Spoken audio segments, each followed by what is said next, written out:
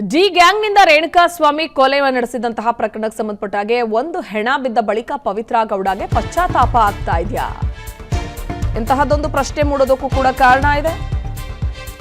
ಯಾಕಂದ್ರೆ social media ಅಂತ ಅಂದಮೇಲೆ ಕಮೆಂಟ್ಗಳು ಮಾಡೋದು, ನೆಗೆಟಿವ್ ಆಗಿ ರಿಯಾಕ್ಟ್ ಮಾಡೋದು ಎಲ್ಲವೂ ಕಾಮನ್. ನಮ್ಗೆ ಇಷ್ಟ ಆಗಲಿಲ್ಲ ಅಂದ್ರೆ ನಾವು ಅದನ್ನ ಇಗ್ನೋರ್ ಮಾಡಬೇಕು. ಅದನ್ನ ಬಿಟ್ಟು ಒಂದು ವ್ಯಕ್ತಿಯನ್ನ ಕೊಲ್ಲೋದು ಅಂದ್ರೆ ಎಷ್ಟು ಮಟ್ಟಿಗೆ ಸರಿ? ಪೊಲೀಸ್ ಕಸ್ಟಡಿಯಲ್ಲಿ ಘಟನೆ ಬಗ್ಗೆ ಪವಿತ್ರ ಪಶ್ಚಾತ್ತಾಪವನ್ನು ವ್ಯಕ್ತಪಡಿಸಿದ್ರಂತೆ.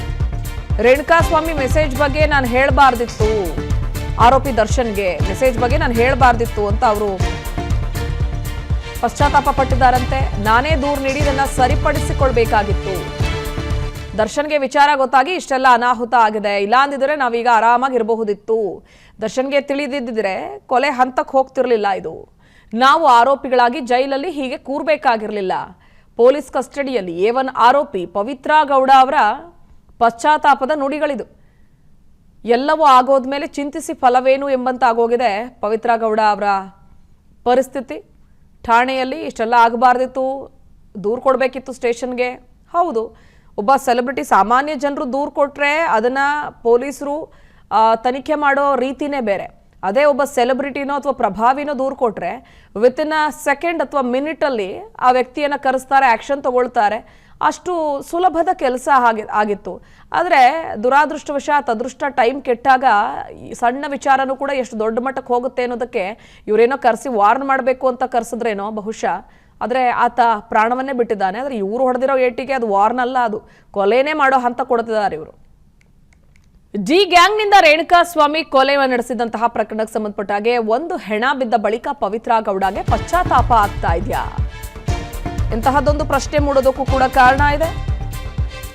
ಯಾಕಂದ್ರೆ ಸೋಷಿಯಲ್ ಮೀಡಿಯಾ ಅಂತ ಅಂದಮೇಲೆ ಕಮೆಂಟ್ಗಳು ಮಾಡೋದು, ನೆಗೆಟಿವ್ ಆಗಿ ರಿಯಾಕ್ಟ್ ಮಾಡೋದು ಎಲ್ಲವೂ ಕಾಮನ್. ನಮ್ಗೆ ಇಷ್ಟ ಆಗಲಿಲ್ಲ ಅಂದ್ರೆ ನಾವು ಅದನ್ನ ಇಗ್ನೋರ್ ಮಾಡಬೇಕು. ಅದನ್ನ ಬಿಟ್ಟು ಒಂದು ವ್ಯಕ್ತಿಯನ್ನ ಕೊಲ್ಲೋದು ಅಂದ್ರೆ ಎಷ್ಟು ಮಟ್ಟಿಗೆ ಸರಿ? ಪೊಲೀಸ್ ಕಸ್ಟಡಿಯಲ್ಲಿ ಘಟನೆ ಬಗ್ಗೆ ಪವಿತ್ರ ಪಶ್ಚಾತ್ತಾಪವನ್ನು ವ್ಯಕ್ತಪಡಿಸಿದ್ರಂತೆ. ರೇಣುಕಾಸ್ವಾಮಿ ಮೆಸೇಜ್ ಬಗ್ಗೆ ನಾನು ಹೇಳಬಾರ್ದಿತ್ತು, ಆರೋಪಿ ದರ್ಶನ್ಗೆ ಮೆಸೇಜ್ ಬಗ್ಗೆ ನಾನು ಹೇಳಬಾರ್ದಿತ್ತು ಅಂತ ಅವರು ಪಶ್ಚಾತ್ತಾಪ ಪಟ್ಟಿದ್ದಾರಂತೆ. ನಾನೇ ದೂರು ನೀಡಿ ಇದನ್ನ ಸರಿಪಡಿಸಿಕೊಳ್ಬೇಕಾಗಿತ್ತು. ದರ್ಶನ್ಗೆ ವಿಚಾರ ಗೊತ್ತಾಗಿ ಇಷ್ಟೆಲ್ಲ ಅನಾಹುತ ಆಗಿದೆ, ಇಲ್ಲ ಅಂದಿದ್ರೆ ನಾವೀಗ ಆರಾಮಾಗಿರಬಹುದಿತ್ತು. ದರ್ಶನ್ಗೆ ತಿಳಿದಿದ್ದರೆ ಕೊಲೆ ಹಂತಕ್ಕೆ ಹೋಗ್ತಿರ್ಲಿಲ್ಲ. ಇದು ನಾವು ಆರೋಪಿಗಳಾಗಿ ಜೈಲಲ್ಲಿ ಹೀಗೆ ಕೂರ್ಬೇಕಾಗಿರ್ಲಿಲ್ಲ. ಪೊಲೀಸ್ ಕಸ್ಟಡಿಯಲ್ಲಿ A1 ಆರೋಪಿ ಪವಿತ್ರ ಗೌಡ ಅವರ ಪಶ್ಚಾತ್ತಾಪದ ನುಡಿಗಳಿದು. ಎಲ್ಲವೂ ಆಗೋದ್ಮೇಲೆ ಚಿಂತಿಸಿ ಫಲವೇನು ಎಂಬಂತಾಗೋಗಿದೆ ಪವಿತ್ರ ಗೌಡ ಅವರ ಪರಿಸ್ಥಿತಿ. ಠಾಣೆಯಲ್ಲಿ ಇಷ್ಟೆಲ್ಲ ಆಗಬಾರ್ದಿತ್ತು, ದೂರು ಕೊಡಬೇಕಿತ್ತು ಸ್ಟೇಷನ್ಗೆ. ಹೌದು, ಒಬ್ಬ ಸೆಲೆಬ್ರಿಟಿ, ಸಾಮಾನ್ಯ ಜನರು ದೂರು ಕೊಟ್ಟರೆ ಅದನ್ನು ಪೊಲೀಸರು ತನಿಖೆ ಮಾಡೋ ರೀತಿನೇ ಬೇರೆ. ಅದೇ ಒಬ್ಬ ಸೆಲೆಬ್ರಿಟಿನೋ ಅಥವಾ ಪ್ರಭಾವಿನೋ ದೂರು ಕೊಟ್ಟರೆ ವಿತಿನ್ ಅ ಸೆಕೆಂಡ್ ಅಥವಾ ಮಿನಿಟಲ್ಲಿ ಆ ವ್ಯಕ್ತಿಯನ್ನು ಕರೆಸ್ತಾರೆ, ಆ್ಯಕ್ಷನ್ ತಗೊಳ್ತಾರೆ. ಅಷ್ಟು ಸುಲಭದ ಕೆಲಸ ಆಗಿತ್ತು.